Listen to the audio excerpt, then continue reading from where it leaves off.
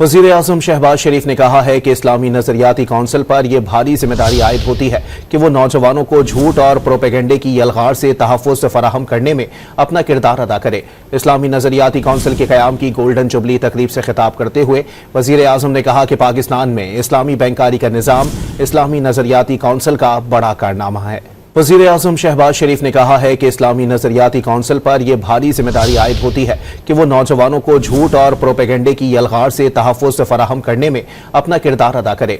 इस्लामी नज़रियाती council के क़याम की golden jubilee तकरीब से खिताब करते हुए वज़ीर-ए-आज़म ने कहा कि पाकिस्तान में इस्लामी बैंकारी का निज़ाम इस्लामी नज़रियाती कौंसिल का बड़ा कारनामा है। वज़ीर-ए-आज़म शहबाज शरीफ ने कहा है कि इस्लामी नज़रियाती कौंसिल पर यह भारी जिम्मेदारी आयद होती है कि वो नौजवानों को झूठ और प्रोपेगेंडे की यलगार से तहफ़्फ़ुज़ फराहम करने में अपना किरदार अदा करे। इस्लामी नज़रियाती कौंसिल के क़याम की गोल्डन जुबली तकरीब से खिताब करते हुए वज़ीर-ए-आज़म ने कहा कि पाकिस्तान में इस्लामी बैंकारी का निज़ाम इस्लामी नज़रियाती कौंसिल का बड़ा कारनामा है।